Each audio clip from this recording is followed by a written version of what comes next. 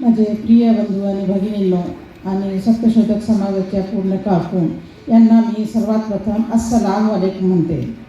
आणि या सलामचा अर्थ असा आहे की तुमच्या सर्वांवर शांती नांदो. या चांगल्या आणि सुखद आशीर्वादासोबत मी सुरुवात करणार आहे की आपण पाहतो की भारतीय महिलांच्या प्रगती उत्पादनासाठी कोण जबाबदार. आपण पाहिलं पाहिजे की आज या सत्यशोधक समाजाच्या व्यासपीठावर उभं राहून बोलताना माझ्या मनात भीती वाटत नाही आहे, कारण सत्याला भीती नसते.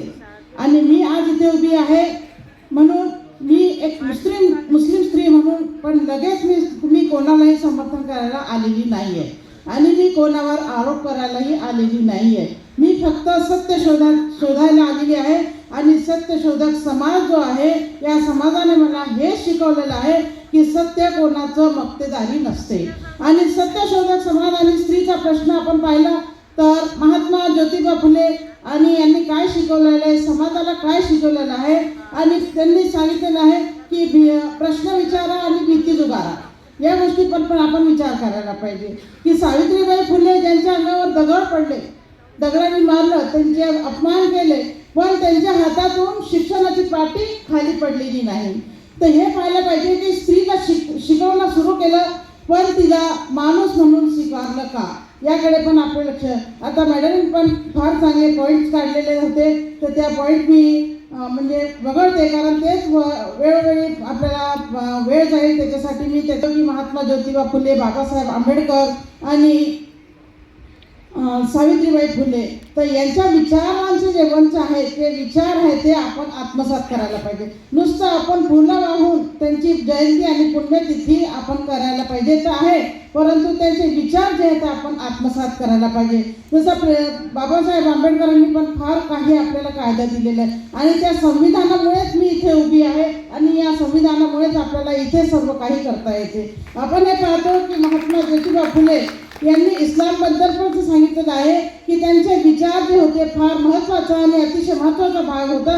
ते फार कमी लोकांना माहीत आहे की महात्मा ज्योतिबा फुले यांनी इस्लामचा अभ्यास केलेला होता आणि ते म्हणाले होते की इस्लाममध्ये जन्मधारित श्रेष्ठता नाही, म्हणजे मुलगा आणि मुलगी यामध्ये फरक नाही आणि सर्व माणसं समान आहे. ही कल्पना क्रांतिकारी आहे. आणि फुले यांना इस्लामविषयी आवडलेली गोष्ट हीच आहे की जात नाही, कर्मकांड नाही आणि माणसाला माणूस मानण्याची स्पष्ट भूमिका जी आहे.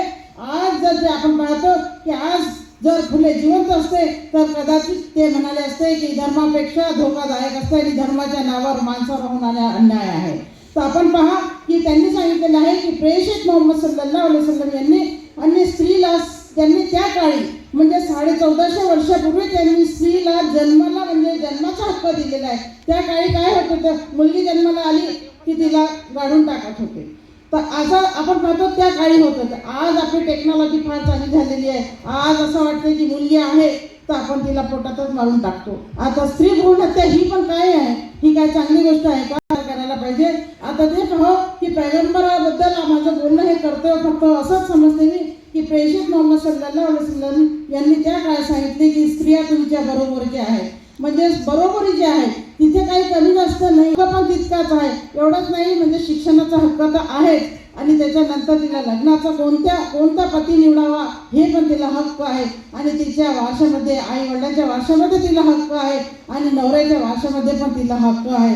ज्याचं वर्तन आपण पाहतो की स्त्रीसोबत उत्तम आहे तोच उत्तम माणूस आहे. हा प्रेषित साहेबांनी सांगितलं, जो स्त्रीसोबत आहे तो उत्तम माणूस आहे. असं नाही बाहेर तर फार चांगल्या गोष्टी करतो, पण घरात स्त्रीसाठी आपल्या आई आणि आपल्या बहिणीवर आपल्या पत्नीसोबत त्याचं कर्तव्य कसं आहे, त्याचं काय पालन पोषण आहे याकडे आपण पाहतो की स्त्रीला जो वारसा नव्हता तो मत त्यांनी सांगितलेला आहे आणि अस्तित्व नव्हतं, पण पैगंबरांनी सांगितलं स्त्रीला शिक्षणाचा हक्क दिला, मालमत्तेचा हक्क दिला आणि सन्मानाने जगण्याचा हक्क दिलेला आहे.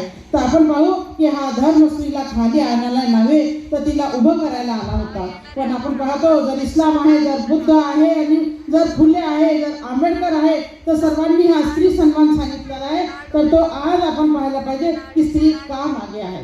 सर्व हक्क मिळाले पण स्त्री आज मागे का आहे. इतकं शिक्षण आहे आपल्याला पण स्त्री मागे आहे आणि पुरुष प्रधान मानसिकता आहे तर ती स्त्रीला निर्णय घेण्यापासून दूर घेतलेला आहे. आता सांगितलेलं आहे मॅडमने की आपण निर्णय घेऊ शकत नाही, कारण आपल्याला म्हणजे लहानपणापासून आपल्याला सवय नाही. ती लहान होतं तेव्हा बाबांना विचार, थोडे मोठे झाले की भावाला विचार, लग्न झाले की नवऱ्याला विचार, म्हातारे झाले की मुलाला विचार. या गोष्टीकडे आपल्याला सर्व म्हणजे लक्ष दिलेलं आहे. आणि हे पाहिलं की स्त्री गप्प असेल तर ती चांगली, हा विचार आपल्या मनात, ही भारतीय परंपरा आहे. गप्प असेल तर ती फार चांगली स्त्री आहे, ती बोलत असेल तर ती चांगली नाही. तर यापुढे असं सांगितलेलं आहे की धर्माचा गैरवापर ही मुस्लिम स्त्री म्हणून स्पष्ट सांगते मी की इस्लाम स्त्रीला दाबत नाही. हा पडदा पण सांगितलेला आहे, हा पडदा पण काही दाबण्यासाठी नाही. हा पडदा जो आहे तो पडदा पण प्रगतिरोधक नाही आहे. आणि आपण पाहतो की स्त्री इस्लाममध्ये या नामावर माणसाने जे काय आहे की नुसतं माणसं स्त्रीला दाबतात, हेच इतर धर्मातही सगळ्याकडे घडत आहे. समाजाने हे आम्हाला शिकवलेलं आहे की धर्म नव्हे तर धर्माची ही सत्ता तपासा. आपण त्या गोष्टीकडे लक्ष द्यायला पाहिजे. आणि समाज जो आहे, समाज आणि जात मध्ये ही स्त्री आहे ही एकटी पडत आहे. तर याच्याकडे आपण घरात, समाजात, व्यवस्थेत तिचं जे आयुष्य आहे हे इज्जत नावाच्या साखळीत बांधलेलं घेतलं आहे. पण त्या इज्जतीची जबाबदारी हा समाज घेत नाही आहे. तू तुझं पहा म्हणते आपल्याला, तेव्हा आपल्यावर वेळ येते तू तुझं पहा म्हणून आपल्याकडे येतो की स्त्री ही स्वतः कठोर, सत्य आणि सत्यशोधक समाज गोड खोटं बोलत नाही. या गोष्टीकडे पण फार चांगली गोष्ट आहे की अन्याय सहन करणे म्हणजे हे आहे की परंपरेला प्रश्न न विचारता हे असंच चालत राहत आहे. म्हणून मान झुकवणं आहे आपल्याला, ही मान झुकली पाहिजे. आणि हे काय आहे की पतनाचं मौन आहे. आपल्याला प्रगती आणि पतन या दोन्हीकडे आपण लक्ष दिलं पाहिजे. पण मग प्रगतीची सुरुवात कुठून होईल? सत्यशोधक समाजाच्या व्यासपीठावरून सांगते की उपदेश नको, दया नको, तर काय पाहिजे? समानता हवी.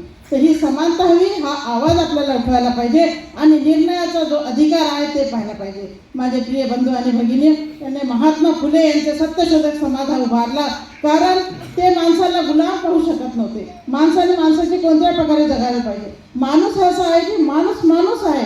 आज जर एखादा माणूस आजारी पडला आणि त्याला कोणत्या रक्ताची गरज पडली तर तो हे पाहत नाही की हा कोणत्या जातीचा माणूस होता आणि हा कोणत्या जातीचा आहे, की कोणत्या स्त्रीचा आहे की कोणाचा आहे. याकडे पण आपण लक्ष दिलं पाहिजे. जेव्हा माणसाने माणसाला माणसाप्रमाणे वागवले तेव्हाच या जगात शांतता नावेल आणि या जगात चांगलं राहील. जर आपण स्त्रीला मागे ठेवत असू तर आपण जे आहे ते दोघांनाही अपयशी ठरू शकतो. आपण याकडे पण आपण लक्ष पाहिजे. आणि स्त्रीचं पतन म्हणजे काय आहे की समाजाचा अधपात आहे. म्हणजे सांगितले ना 50% स्त्री आहेत, शिकवलं पाहिजे, शिकलेले पाहिजे. परंतु ते मध्ये आहे की स्त्रीचं जेव्हा पतन होईल तर या पाहिजे की समाजाचंही आपला अधपतन होईल. आणि स्त्रीची प्रगती जेव्हा होईल तर सत्यशोधक विचारांचा हा विजय असेल. आणि ही मी एक आज इथे उभी आहे ते फक्त मानवी सन्मानाच्या बाजूने उभी आहे. आणि आज या सत्यशोधक समाजाच्या आणि या मंचावरून मी स्पष्ट सांगेल की स्त्रीला जे आहे गप्प बसायला सांगणारा समाज खरं तर सत्यालाच गप्प करतो. जे सत्याला गप्प करतो तो कोणता समाज आहे हे आपल्याला माहीत आहे.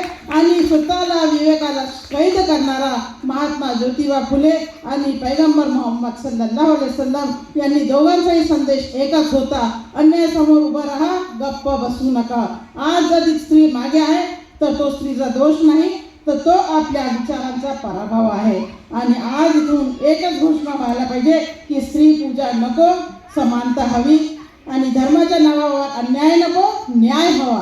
आणि स्त्रीचा आवाज जो आहे हा दाबला गेला तर तो उद्या आपला वनवा बनेल, ही गोष्ट पण लक्षात ठेवायला पाहिजे. आणि आज जो समाज आज बदलणार नाही तर तो इतिहासात दोषी ठरेल. आणि सत्यशोधक समाज जो आहे गप्प बसत नाही. आम्ही आज सत्य बोलतो, आम्ही अन्यायाला प्रश्न विचारतो. आणि आज इथून हेच ठरवूया की स्त्रीचा जो पतन नाही, विचारांचा पतन थांबवू. आणि स्त्री प्रगती म्हणजे जी आहे समाजाची आहे. तर यामध्ये पण या गोष्टीकडे आपण लक्ष द्यायला पाहिजे की जेव्हा आता इथे नाटक होतं, फार चांगलं इथे नाटक केलेलं आहे आपल्या प्रौढ शाळेतील कुठेही लोकांनी.